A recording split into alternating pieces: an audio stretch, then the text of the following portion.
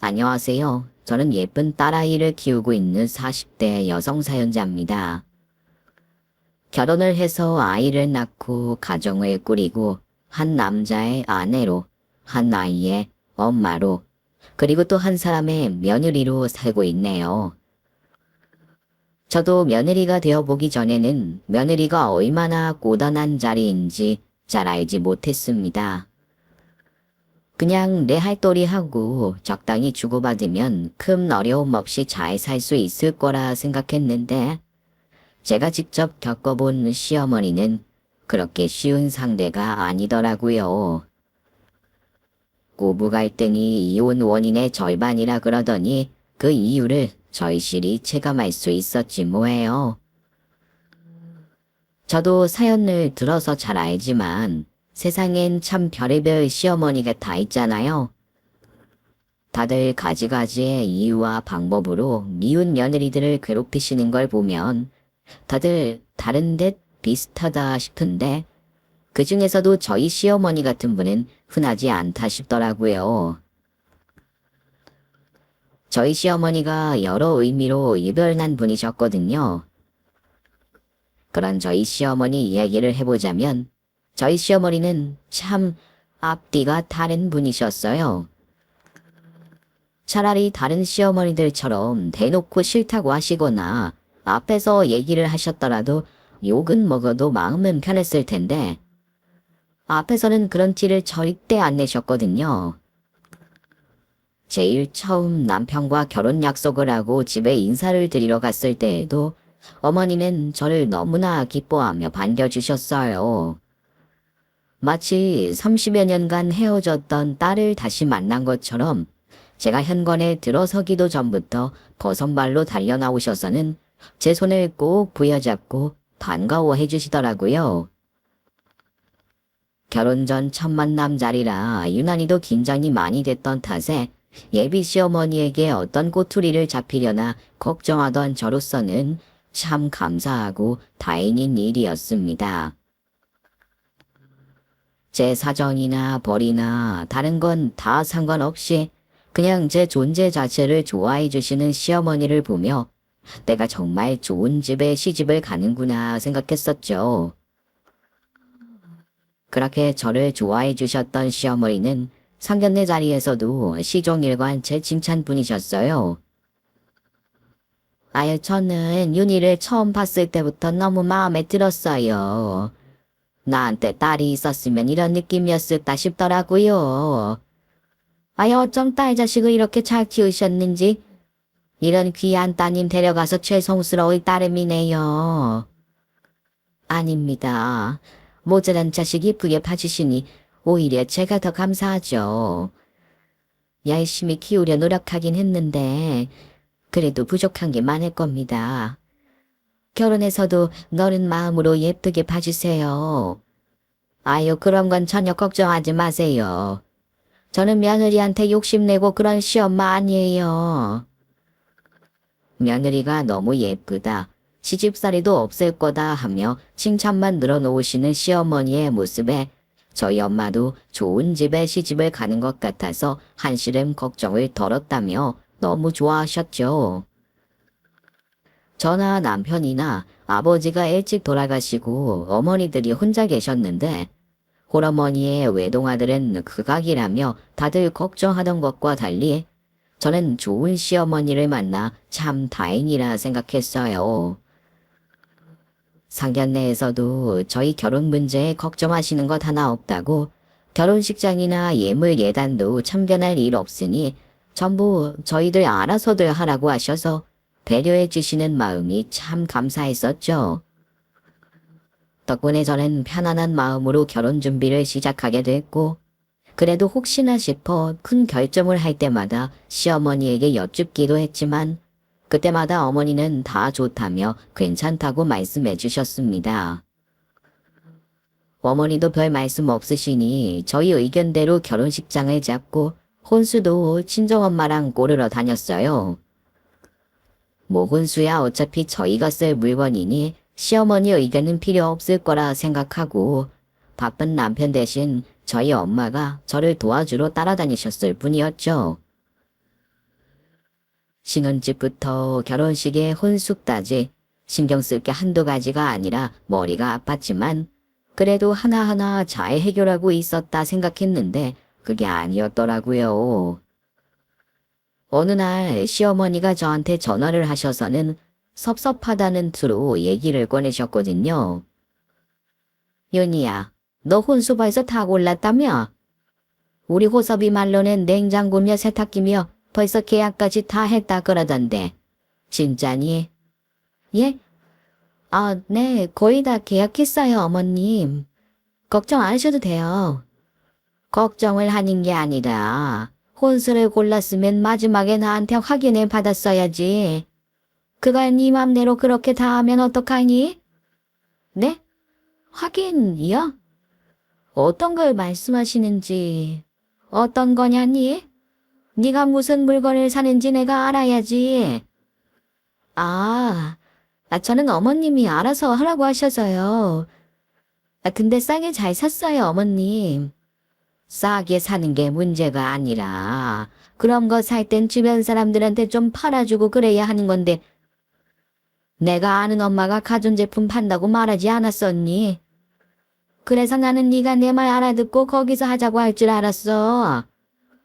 근데 한참 지나도록 말이 없길래 얘가 바빠서 혼수 볼 시간이 없어서 그러는 줄 알았더니 글쎄 나 모르게 혼수를 다 고른 거야. 너 그러는 게 어딨니 정말. 그게 그 말씀인 줄 몰랐어요 저는. 자세히 말씀해 주셨으면 미리 여쭤봤을 텐데 저는 그냥 대형마트에서 한 번에 하는 게 싸다 그래서 그렇게 했거든요. 죄송해요 어머님. 가구며 가전이며 다 저 알아서 하라고 하셨던 시어머니가 계약이 다 끝난 상황에 갑자기 저러시더라고요. 전에 한번 아시는 지인이 가전제품을 판다고 하긴 하셨었는데 지나가듯 말씀하시기에 그 얘기가 설마 거기서 하라는 말씀인 줄은 몰랐어요. 게다가 거기는 다단계 매장인 건지 중고 매장인 건지 대충 들어봐도 이상하기에 별 신경을 안 썼는데 어머니 성내는 그게 아니었던 거죠. 그래서 계약이 다 끝나서야 그 얘기에 꺼내시며 아쉬워하시더라고요. 그렇다고 벌써 계약금까지 다 치른 물건을 반품할 수도 없고 저는 괜히 죄인된 심정으로 시어머니께 죄송하다 얘기를 몇 번이나 해야 했습니다. 그런데 결혼 준비를 하면서 그런 일이 한두 번이 아니었어요. 결혼식장 문제만 해도 그랬어요. 아무래도 결혼식장은 양가 부모님들의 조율이 있어야 할 듯해서 저희가 대충 추린 곳들을 정리해 각자 어머니들께 허락을 구했거든요. 저희 엄마는 친척들 오고 가기 편하실 위치면 다 괜찮다고 하셔서 별 문제가 없으셨고 시어머니는 아버님 돌아가시고 올 사람도 별로 없다며 아무 상관없다고 하셨었어요. 남편 통해서 보여드린 예식장들도 다 좋다고 하셨다기에 저희가 고른 식장으로 계약을 하려고 했더니 계약 직전에 갑자기 또 저에게 전화가 걸려오셨어요. 너희 오늘 예식장 계약한다면서? 계약했니? 지금 하려고요. 가고 있는 중이에요, 어머님. 그래? 그럼 아직 계약 전이라는 거네? 아니, 그 내가 곰곰이 생각해봤는데 말이야. 아무래도 식을 교회에서 하는 게 어떨까 싶은데. 예? 교회에서요?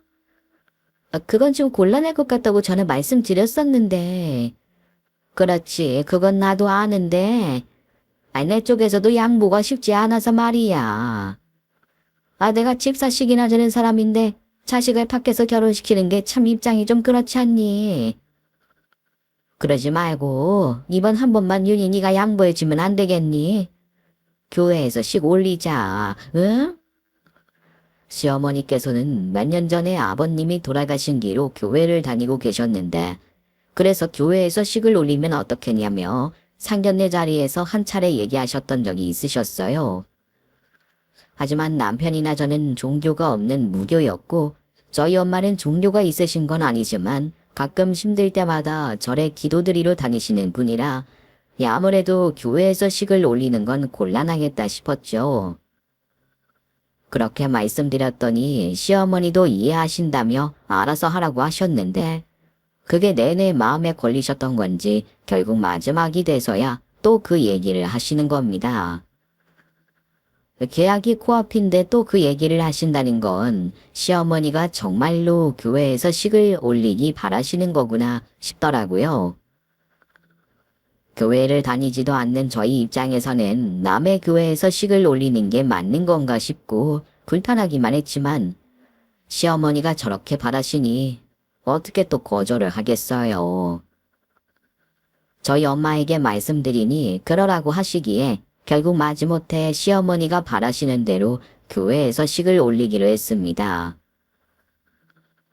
지인들은 왜 뜬금없이 교회에서 식을 하냐며 의아해하고 오는 길도 복잡하고 주차도 힘들어 원성이 자자했지만 그나마 예식장 비용보다 싸게 해서 다행이라고 위안을 삼아야 했죠. 처음에는 다 좋다고 하시는 시어머니 말만 믿고 그런 줄만 알았다가 나중에서야 그렇게 하나둘씩 말을 바꾸시는 바람에 난감한 일이 한두 번이 아니었습니다. 이러실 거면 차라리 처음부터 솔직하게 말씀을 해주시지. 왜 자꾸 나중에 말을 바꾸실까 답답하기만 했었죠.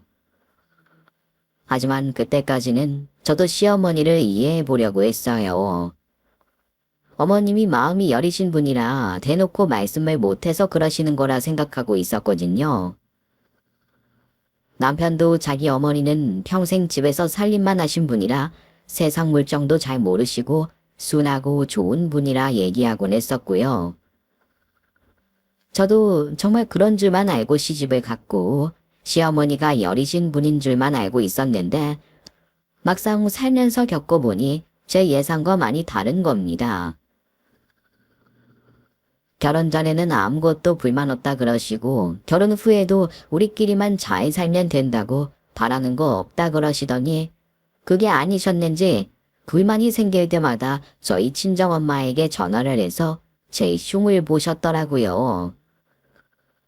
그것도 저는 내내 모르고 있다가 나중에 저희 엄마가 한참 뒤에야 말씀해 주셔서 알게 됐지 뭐예요.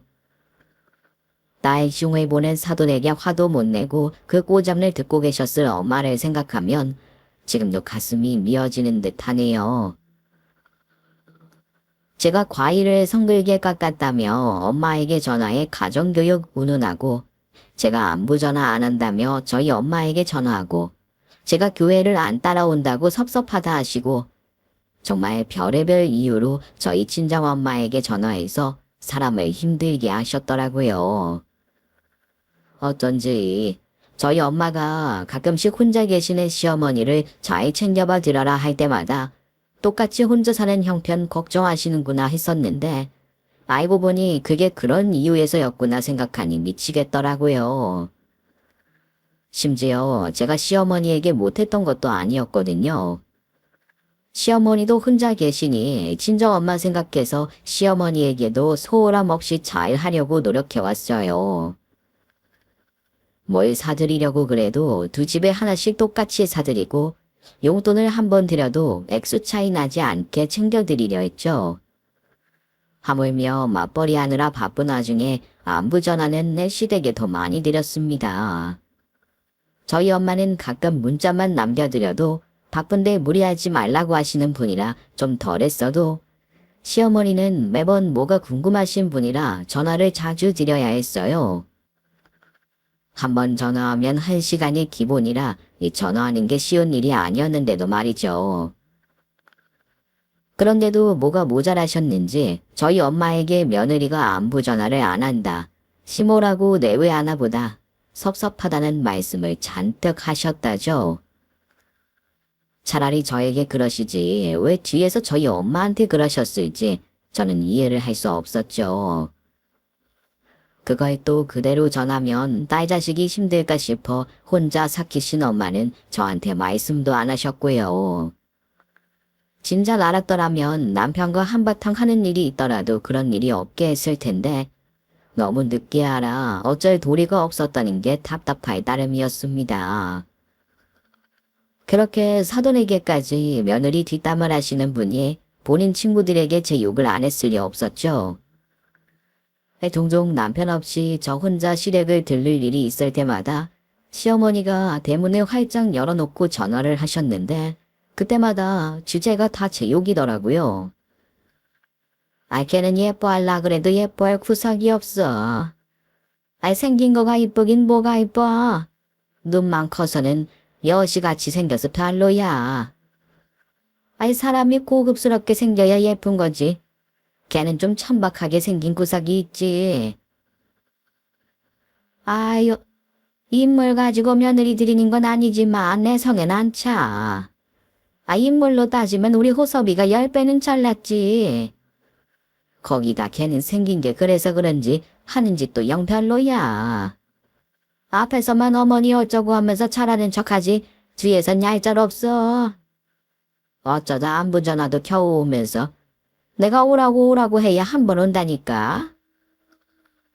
오늘 이따가 오겠다 그러는데 오는지 마는 건지 언제 올지 모르겠네. 친구분들에게 제 욕을 하시는 게 한두 번이 아니신 건지 저 혼자 시댁에 갈 때마다 그런 통화를 듣곤 했습니다.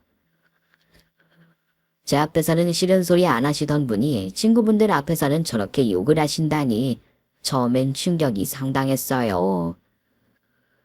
내가 뭘 그리 잘못했던 건지 한참을 고민하기도 했었죠. 그러다 몇 번 더 듣게 되니 어떻게 매번 며느리 흉을 보실까 싶어 화도 나고 속이 상했지만 그 일로 시어머니께 따진 적은 없었습니다. 어른이 통화하는 걸 엿들으면 안 된다는 생각에 입으로 모른 척하고 그냥 넘겼거든요. 그런데 이제 와서 생각해보니 어머님이 저 들으라고 일부러 그러셨던 건가 싶네요. 남편이랑 같이 있을 때는 세상에 둘도 없는 좋은 시어머니인 것처럼 구셨는데 앞에서 대놓고 타박을 못하시니 저 알아들으라고 일부러 그러셨을 수도 있겠네요. 덕분에 남편은 시어머니가 저를 예뻐하시는 줄만 알고 좋은 시어머니인 줄만 알더라고요. 가끔 제가 시어머니가 내 흉을 보시더라, 어머니가 뭔가 마음에 안 들어 하시는 것 같더라 말을 전해도 그건 제가 오해하는 걸 거라며 본심은 그게 아니시다라며 시어머니를 감싸던 남편이었죠. 하지만 저는 점점 이중적인 시어머니의 모습을 알아가게 됐고 알면 알수록 시어머니에게 정이 떨어져 갈 수밖에 없었어요. 차라리 싫으신 점을 솔직하게 말씀해 주셨으면 저도 고치려고 하고 어머님과 잘 지내보려고 노력할 수 있을 텐데 뭐가 싫은지 말씀도 안 하시면서 뒤에서 욕만 하시고 유치한 방식으로 싫은 티를 내시니 저도 거기 장단을 맞춰드리고 싶지 않더라고요. 어른이 돼서 어쩜 저럴까 싶었지만 그렇다고 제가 뭘 어쩌겠어요. 그나마 대놓고 욕하는 시어머니보다 낫지 않나 생각하며 호의 시어머니 어쩌겠냐 이해해보려고만 했습니다. 제가 생각해도 그때 저는 거의 보살이었다 싶네요. 하지만 그렇게 참고 참기만 하던 저도 기어이 터지고 말았던 적이 있었어요.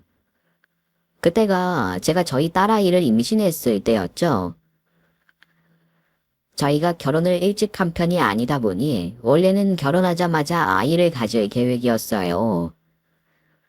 신혼 때 제 나이가 벌써 30 중반이었으니까요. 하지만 생각만큼 아이가 쉽게 찾아와 주지 않더라고요. 그 사이 유산도 몇 번 했었고 그렇게 몇 년을 고생하던 어느 날 저희 딸이 기적처럼 찾아와 줬습니다. 저희는 아이 성별이고 뭐고 아무것도 중요하지 않았는데 저희 시어머니는 그 와중에 아이 성별만 캐물으시더라고요. 아직 임신 초기라 성별을 알 수 없다는데도 매일같이 전화해서는 아들인 것 같다느니 아들 태몽을 꿨다느니 하면서 뱃속의 아이가 아들이기를 바라시는 겁니다. 그전까지 아들 얘기 한 번도 안 하셔서 저는 어머니가 아들 욕심이 있으신 줄 몰랐거든요. 근데 임신했다는 소식을 들으시고는 아들 얘기만 줄창 하시니 시어머니가 아들을 바라시는구나 싶더라고요. 그런 어머님 행동을 보니 이러다 아들이 아니면 어쩌려고 저러시나 걱정이 되더라고요. 뭐 저희야 아이가 찾아와 주기만 하면 고마웠으니 성별가릴 처지도 아니고 그럴 생각도 없었지만 시어머니는 아닌 것 같아 보였거든요. 이 성별 확인하기 전부터 아들 타령을 하시는데 기대처럼 아들이 아니면 뒷말하시는 분이 이번엔 또 무슨 소리를 하실까 걱정이었습니다. 그리고 아니나 다를까 몇 주가 지나서 딸이라는 것을 알게 되시니 실망이 크신 눈치더라고요. 저는 그 꼴이 보기 싫어서 남편이 따로 전했는데 오죽 실망감이 크셨는지 아들 앞에서도 아쉬운 내색을 하셨다는 거죠. 하지만 차마 속말을 못하시겠는지 남편 앞에서는 둘째는 아들이면 좋겠다 정도로 말하고 마셨는데 저한테는 속말을 하셔야겠던지 나중에 기어이 제 앞에서 망언을 하셨습니다. 첫애는 아들이어야 하는데 딸 자식이 무슨 소용이 있다고? 그러지 말고 니들 이번엔 포기하고 애를 다시 가지면 안 되겠니? 아이 정딸이 갖고 싶으면 딸은 나중에 가져도 되잖냐. 처음 그 말을 들었을 때는 무슨 소리인지 제대로 알아듣지도 못했어요. 설마 임산부 앞에서 그런 소리를 했으리라고는 생각을 못해서 반문하게 되더라고요. 그게 무슨 말씀이세요, 어머님? 애를 포기하라뇨? 아이 다 들어놓고 뭘 또 물어. 첫애는 아들이어야 좋다니까. 아이 딸을 포기하라고. 그래서 애를 지으라고요? 어머님 하신 말씀이 지금 제가 생각하는 말씀이 맞나요? 아 요즘 세상에 하나나 기르기도 힘들다는데 니들이 개 낳고 또 애를 가질 생각을 하겠니?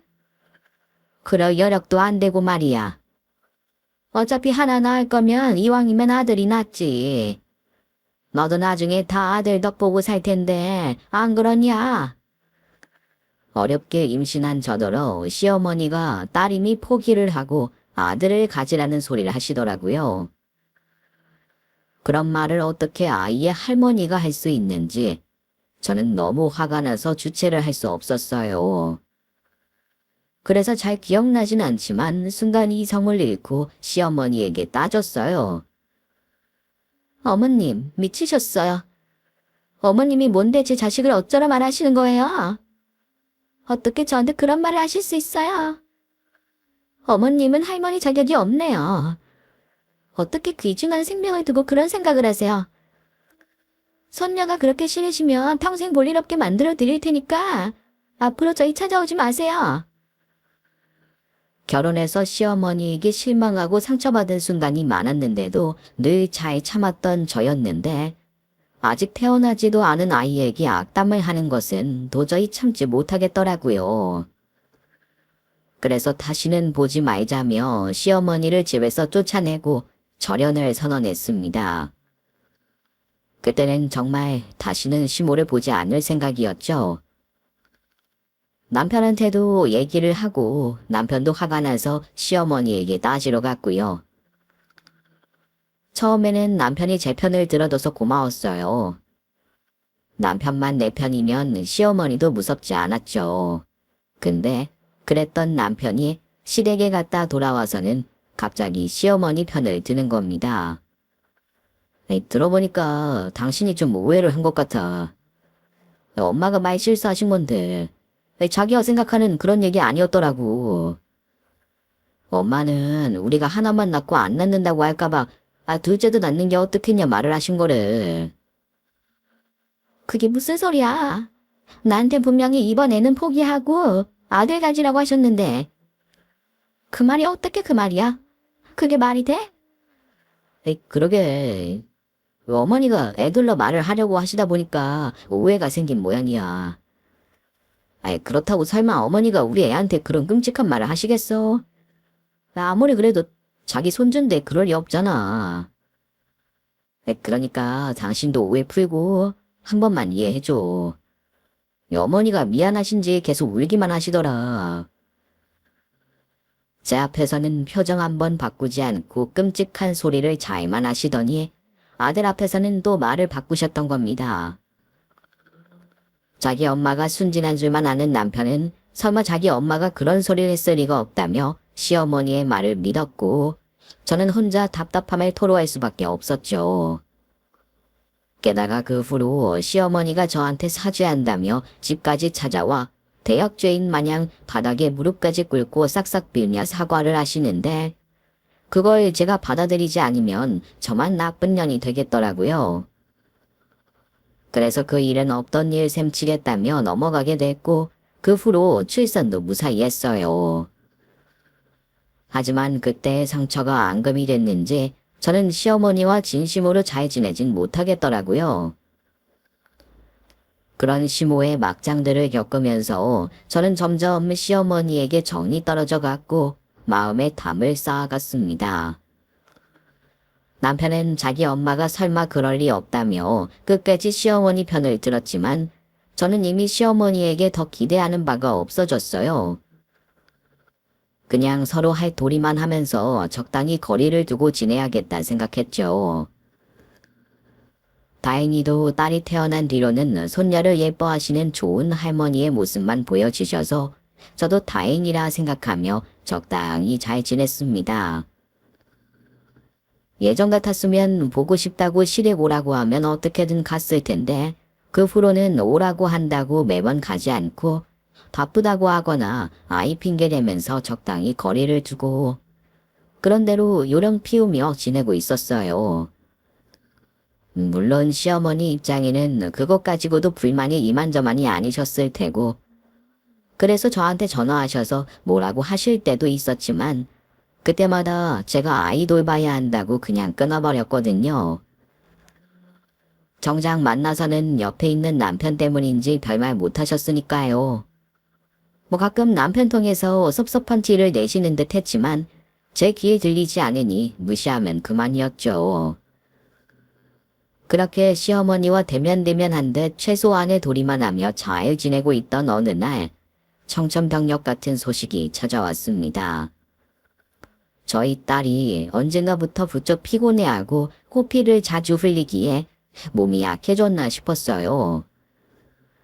아이들 어릴 때야 하루하루 상태가 다르고 워낙 별의별 일이 다 있으니 그냥 몸이 허약해서 그런 줄만 알았죠. 그러다 언젠가부터 다치지도 않는데 몸에 멍이 들기 시작하더라고요. 그제서야 뭔가 이상하다 싶었던 저는 회사에 월차를 쓰고 아이를 병원에 데려갔습니다. 그냥 별일 아닐 거라는 말을 듣고 안심을 하고 싶었던 거였는데 의사 선생님 표정이 심각해지시더니 잦은 검사를 시키시더라고요. 그제서야 불안감이 온몸을 감싸더니 결국 백혈병이라는 진단을 받고 말았습니다. 아이가 이유 없이 멍드는 이유가 심각할지도 모른다는 인터넷 글을 보고도 설마 하며 했는데 결국 우려하던 일이 현실이 되고 말았네요. 내 아이는 아닐 거라 생각하며 믿고 싶지 않았지만 이미 벌어진 일은 받아들여야 하는 수밖에 없었어요. 처음 제게 이야기를 전해들은 남편 역시 처음엔 믿지 못하겠다고 하더니 같이 대학병원에 가서 확진을 받고서야 눈물을 흘리며 받아들이더라고요. 그렇게 저희 가족에게 가장 큰 불행이 드리웠습니다. 양가 어머니들도 그 소식을 듣고 크게 충격을 받으신 듯 했죠. 친정엄마는 당연하시고 별 걱정 안 하실 줄 알았던 시어머니도 눈물까지 보이며 걱정을 하시더라고요. 아이고 세상에 이게 무슨 일이야. 은지가 아프다니. 이게 말이 되는 일이냐? 이 작은 게 그 속에 앓을 데가 어딨다고. 아이고 불쌍한 것. 이 작은 것이 병치레 하는 꼴을 어떻게 보라는 거니? 한창 자랄 애가 아픈 것보다 차라리 늙은 내가 대신 아픈 게 낫겠다. 아이고 윤희야 어떻게 하면 좋니? 어머님, 저 정말 어떻게 하면 좋아요? 저희 은지 어떡해요? 하도 서럽게 울면서 저희 딸을 걱정하시는 모습에 설마 그게 진심이 아닐지도 모른다는 생각은 그 당시엔 하지도 못했습니다. 그렇게 아이의 병을 알게 되고 저는 바빠질 수밖에 없었어요. 아이의 치료를 위해 유명하다는 병원들을 알아보고 다니고 보험 문제며 입원 절차며 이것저것 처리해야 할 일이 많아 정신이 없었거든요. 그렇다 보니 저는 몸이 10개라도 부족한 실정이었어요. 그래서 어쩔 수 없이 제가 휴직계를 내고 아이를 챙기기로 했지만 아픈 아이를 매번 끌고 다닐 수 없다 보니 누군가의 도움이 절실했습니다. 그나마 친정엄마가 제가 바쁠 때 아이를 봐주시고 저를 도와주셨지만 저희 엄마도 이 일을 하고 계시는 분이라 매번 도움을 구할 수가 없었고 이래저래 아쉬운 상황이었는데도 이상하게 시어머니에게는 선뜻 도와달라는 말이 나오지 않더라고요. 아마 예전에 그 상처 때문이었겠죠. 이미 수년이나 지났으니 시어머니도 그때 일은 잊으셨을 거고 그 사이 별일 없이 잘 지내셨으니 저도 털어버릴 법했지만 한 번 받은 상처는 쉽게 지워지지 않았습니다. 그때 그 일 한 번으로 제게 어머니는 손녀에게 무정한 시어머니로 기억되고 있었으니까요. 하지만 상황이 상황이다 보니 시어머니에게도 아이를 맡길 수밖에 없었어요. 별로 좋아하지도 않는 시어머니에게 사정하고 싶지 않아서 웬만하면 그런 상황을 만들지 않으려고 해도 아픈 아이를 챙기다 보면 어쩔 수 없는 일들이 생기곤 하더라고요. 그래서 어쩔 수 없이 시어머니에게 몇 번씩 아이를 부탁하는 일이 있었습니다.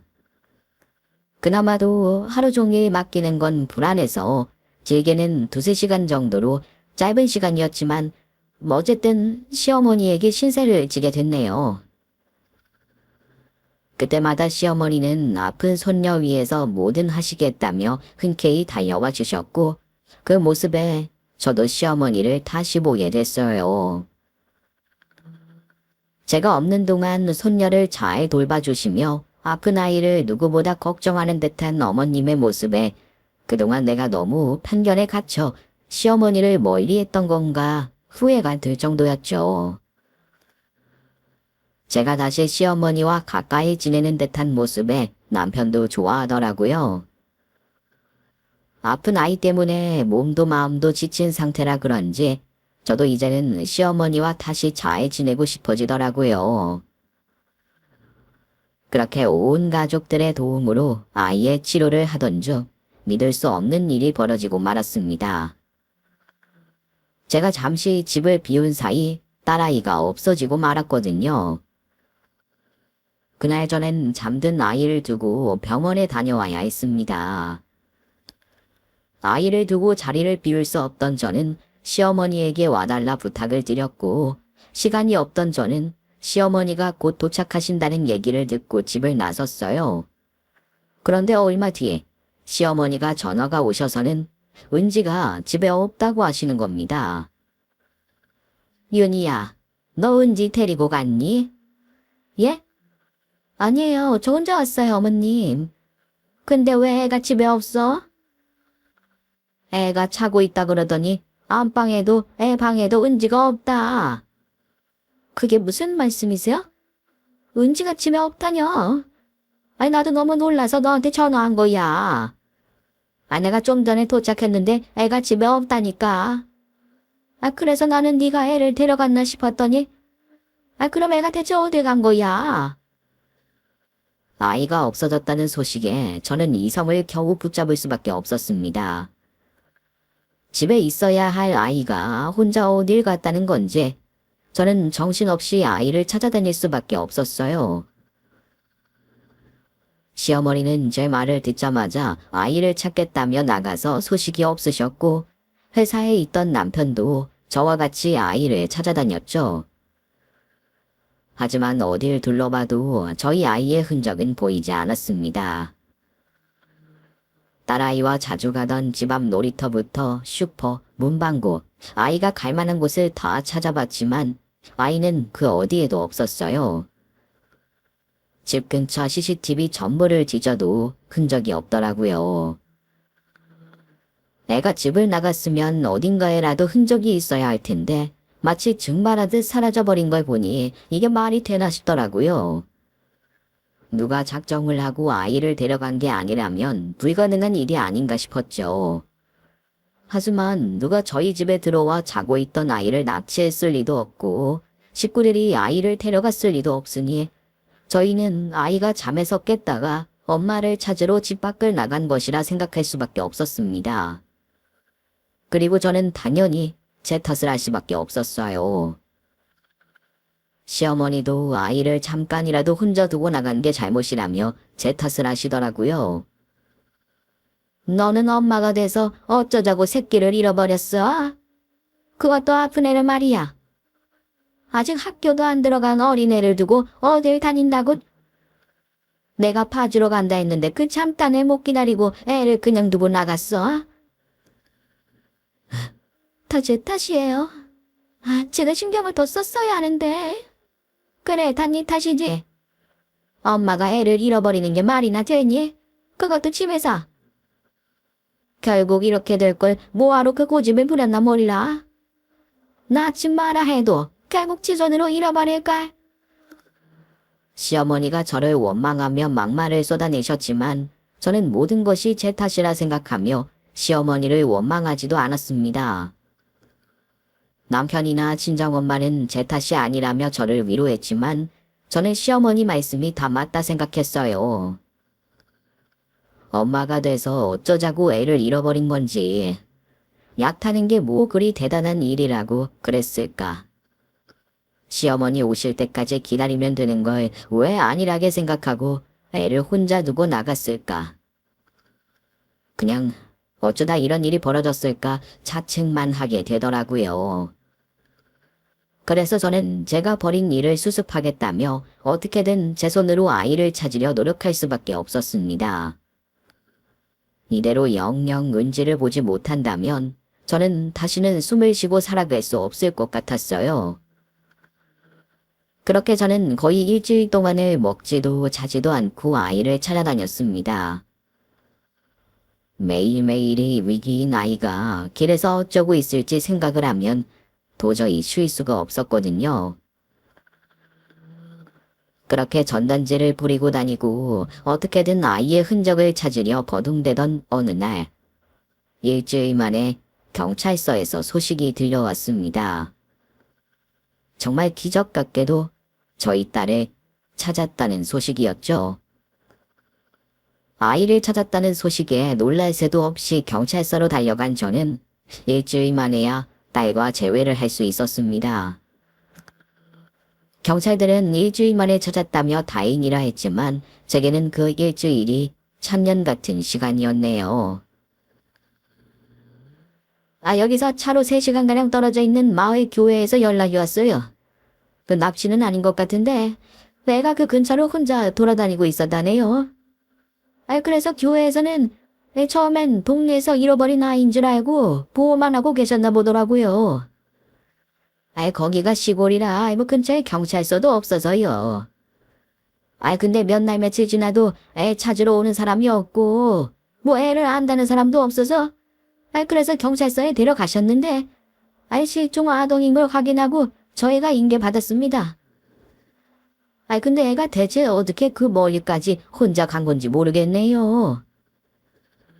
집에서 4시간이나 떨어진 곳에서 아이를 찾았다는 말에 저는 어이가 없었습니다. 혼자서는 동네 슈퍼도 헤매는 7살짜리가 어떻게 혼자 그 먼 곳까지 갔나 싶더라고요. 은지야, 대체 어디 있었어? 우리 은지, 그동안 무섭지 않았어? 어떡해, 어쩌다가 그 멀리까지 갔었어? 엄마 없어서 엄마 찾으러 간 거야? 그런데 그 순간 딸아이의 입에서 나온 이야기에 저는 입을 다물 수 없었습니다. 그리고 저희 딸이 경악할 진실을 하나둘 폭로하기 시작했죠. 나 혼자 간 거 아니야, 엄마. 난 집에서 자고 있었는데 아빠 할머니가 왔어. 아빠 할머니가 와서 갑자기 나 데리고 갔어.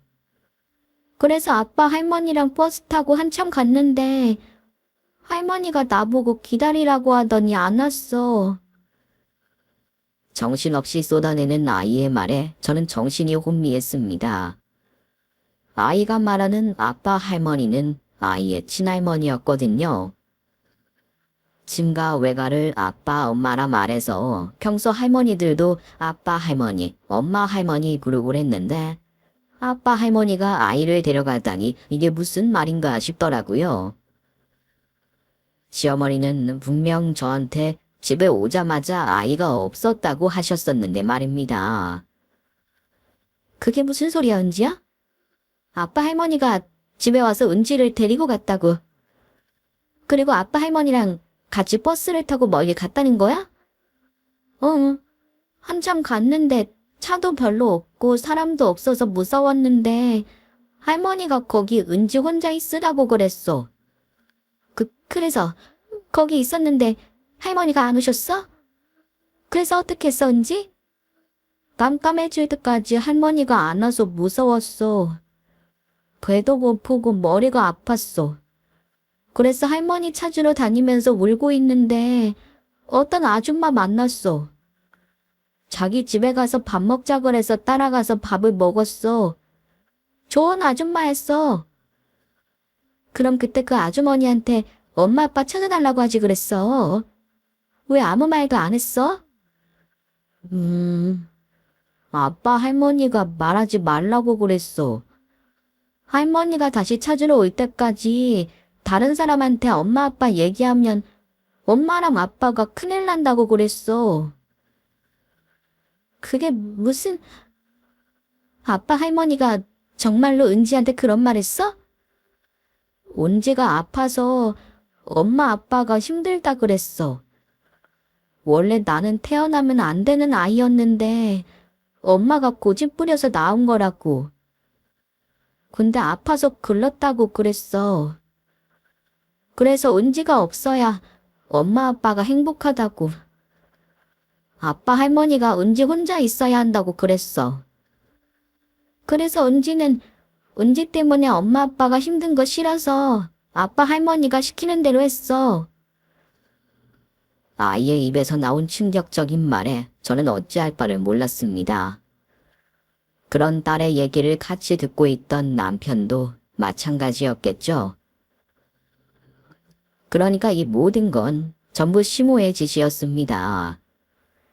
그날 저한테 전화해서 아이가 없어졌다며 난리를 피웠을 때 시모는 직접 제 딸을 데리고 제 딸을 버리러 가고 있었던 겁니다. 그래놓고 저한텐 아이가 없어졌다며 찾아다닌다며 그 사이 제 딸을 인적도 드문 시골길에 버려두고 돌아왔던 거죠. 혹시나 딸아이가 집을 다시 찾아올까 싶어 아이에게 그런 몹쓸 말들로 협박을 해서 입도 뻥끗하지 못하게 하고 말이에요. 남편도 차마 딸의 얘기가 가짜라고 할 순 없는지 자기 어머니가 그런 짓을 했다는 걸 알고는 큰 충격을 받은 듯 했습니다. 당신도 들었지? 당신 엄마가 우리 딸한테 무슨 짓 했는지. 어떻게 아무것도 모르는 애한테 이런 짓을 할 수가 있어? 어떻게 아픈 애를 내다 버릴 수가 있냐고. 내가 이럴 줄 알았어. 그때 구구절절 눈물이며 사과며 받아주는 게 아니었는데. 자기 엄마는 결백하다는 당신 말 믿고 당신 엄마 용서한 대가가 결국 이거야. 우리 은지 끝내 못 찾았으면 어쩔 뻔했어. 설마 도대체 왜? 우리 은지를 왜? 그건 당신이 당신 엄마한테 직접 가서 물어. 나 이젠 당신도 꼴보기 싫어. 당신 엄마가 앞으로 우리 은지한테 또 무슨 짓을 할 줄 알아. 나 은지 생각해서라도 당신이랑 이혼할 거니까 당신도 우리 은지인지 당신 엄마인지 결정해야 할 거야. 다행히 아이는 일주일간 교회에서 보살핌을 잘 받아 건강하고 무탈했지만 혹시라도 아이를 영영 잃어버렸으면 어쩔 뻔했나 하는 공포는 쉽게 지워지지 않았습니다. 내 딸에게 이런 짓을 한 시모를 절대로 용서할 수 없었던 저는 남편에게 이혼 얘기까지 꺼냈어요. 이번에도 남편이 자기 엄마 편을 들고 용서를 바란다면 저는 남편마저도 끊어내고 제 딸만 생각할 참이었습니다. 그래도 다행히 남편이 그 정도로 생각이 없는 건 아니었는지 이번엔 제 편을 들어주더라고요. 그렇게 저희는 시모를 찾아가 이유를 따져 물었습니다. 정말로 엄마가 은지 버렸어요? 우리 딸 데려간 게 엄마였냐고요? 아니 그게 무슨 소리야? 내가 은지를 물었지. 세상에. 아니 나는 네가 무슨 소리를 하는지 모르겠다. 아니 내가 우리 손녀를 뭘 어쨌다는 거니? 너 또 설마 네 와이프 말만 믿고 엄마한테 따지는 거야? 엄마는 억울하다. 어떻게 틈만 나면 나를 의심하고 그러니? 내가 이러려고 너를 그렇게 키웠나 후회가 든다. 니들이 애 잃어버리고 정신없는 건 알지만 그래도 의심할 사람을 의심해야지. 어떻게 애 할머니인 내가 손녀를 어쨌을 거라 생각하는 거야? 엄마가 무슨 소리 했는지 은지가 다 기억하는데 끝까지 잡아댈 거예요? 엄마 억울한 얘기 듣고 싶어서 온 거 아니니까 왜 그랬나 이유나 말해요. 예상대로 시몬은 처음엔 뻔뻔하게 자기 잘못을 회피했습니다. 늘 그렇듯이 아들 앞에서 눈물바람하고 억울하다, 오해다, 거짓말만 늘어놓더라고요. 평소였으면 홀어머니에게 마음 약한 남편이 그런 시어머니 말을 들어줬겠죠. 하지만 이번엔 남편도 호락호락 넘어가지 않았고 강하게 따져 물었습니다. 그러자 시모도 더 이상 어쩔 도리가 없다 생각했는지 한동안 말없이 저희만 빤히 쳐다보더라고요. 그런 시모의 모습을 보며 저는 시모가 자기 잘못을 뉘우치고 변명이라도 하려나 생각했습니다. 그런데 시모는 끝까지 뻔뻔하게 자기 행동을 합리화하려 하더라고요. 그래, 내가 그랬다. 은지, 내가 떼어놓고 왔어. 왜 그랬냐고? 이유를 몰라서 물어? 어차피 뒤질 거 병원비 아까워서 버렸다. 그럼 쓸모도 없는 손녀딸 살리자고 우리 아들 혼자 허리 휘는 꼴을 내가 어찌 보냐? 그러길래 딸 포기하고 아들이나 낳으라 그랬더니 기어이 지 고집 부려서 딸년 낳아놓곤 어디 모자란 걸 낳아서 또 내 자식을 고생시키게? 그래서 니들 고생할 거 생각해서 내가 결단 내려줬더니 이제 와서 나를 또 죄인 취급해? 니 년이 매번 날 가지고 이러니 저러니 하는 거 다 참아줬더니 고마워할 줄은 모르고 말이야. 뭐라고요? 엄마, 지금 그걸 말이라고 해요? 엄마는 지금 범죄를 저지른 거야. 내 딸을 유괴해서 유기했다고. 그것도 백혈병으로 아픈 애를 데려가서 죽을 뻔하게 만들어 놓고. 하마터면 내 딸 탓이 못 볼 뻔했다고. 그런데 왜 그렇게 당당해? 차라리 죽었으면 다행이지. 걔 죽으면 둘째 낳고 잘 살 줄 알았더니 어쩌자고 걔가 살아 돌아왔어. 약 없으면 못 산다 그러더니 일주일 동안 죽지도 않고 살아 돌아왔네. 걔 아프긴 한 거 맞니? 무슨 기집애 명줄이 그렇게 긴지.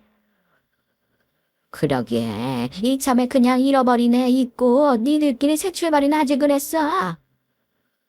시몬은 저희가 은지를 잃어버리고 나면 쉽게 포기를 할 줄 알았나 봅니다. 몸도 성치 않은 데다가 혼자 집까지 찾아오기 어린 나이이니 잃어버리면 영영 못 찾는다 생각하고 둘째를 가질 거라 생각했나 봅니다.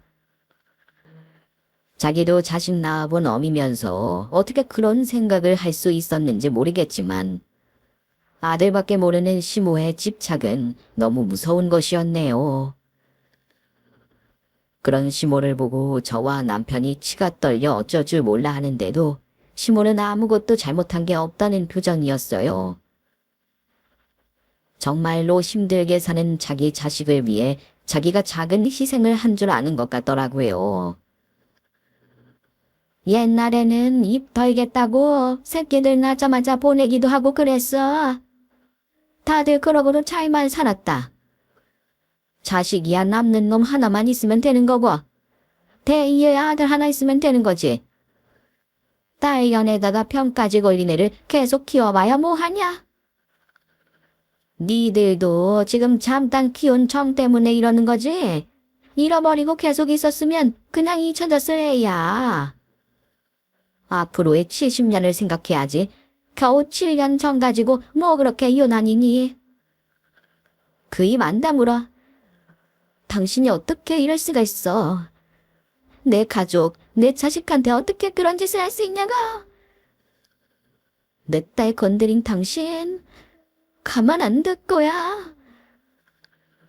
시모의 막말을 계속 들어줄 수 없었던 저는 더 이상 참지 못하고 시모에게 달려들었습니다.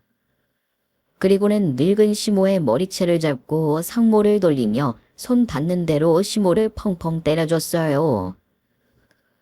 원래는 개미 한 마리 못 밟는 제가 말이에요.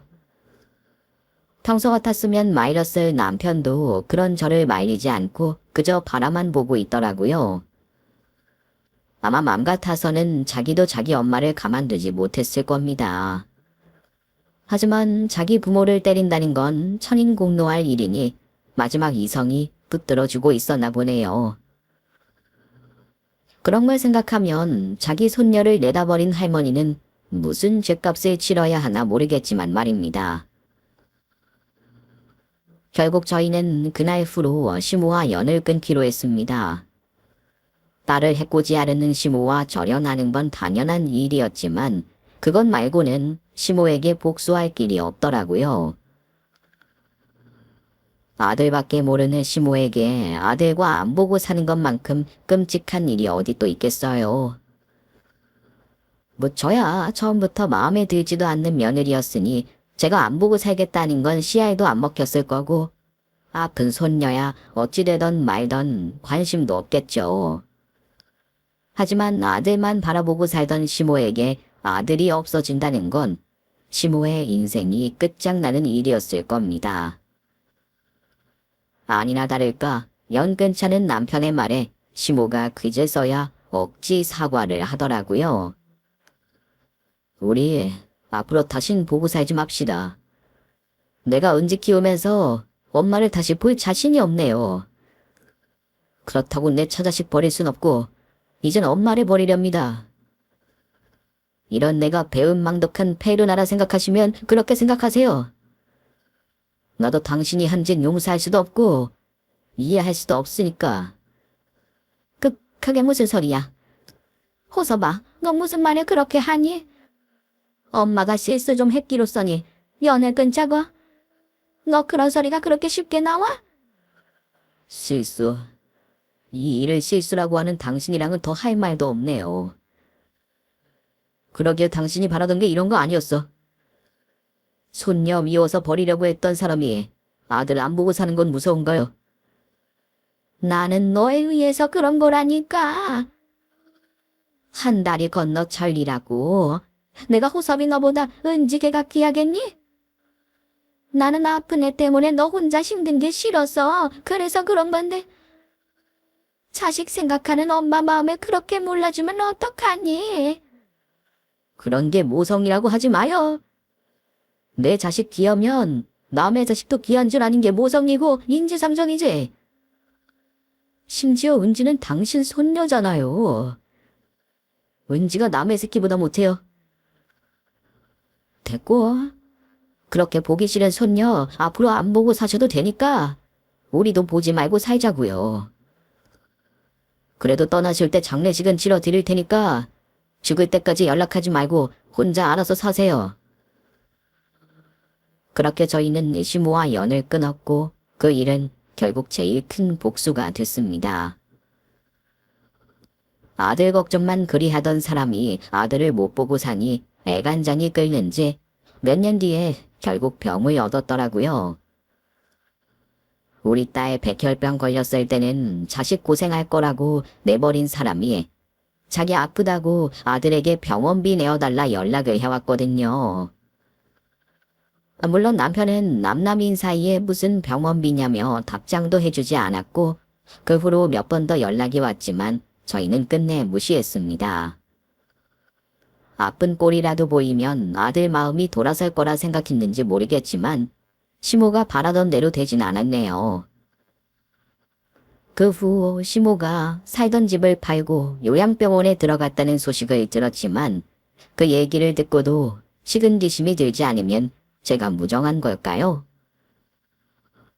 하지만 저는 아직도 시모를 생각하면 분노가 차오릅니다. 저희 딸에게, 저희 가족에게 씻을 수 없는 상처를 남긴 그 사람을 죽을 때까지 용서할 수 없을 것 같아요. 그래도 천만다행으로 저희 딸의 병세는 많이 좋아졌습니다. 백혈병으로 수년간 치료를 받아야 했지만 얼마 전부터는 예쁜 머리도 다시 기르고 일상생활을 하면서 지금은 완치 판정을 기다릴 정도로 많이 건강해졌어요. 그래서 저는 딸이 건강해진 것을 감사하게 생각하며 과거를 잊고 앞으로를 살아가려 합니다. 그러니 여러분들도 저희 새 식구를 응원해 주세요. 감사합니다.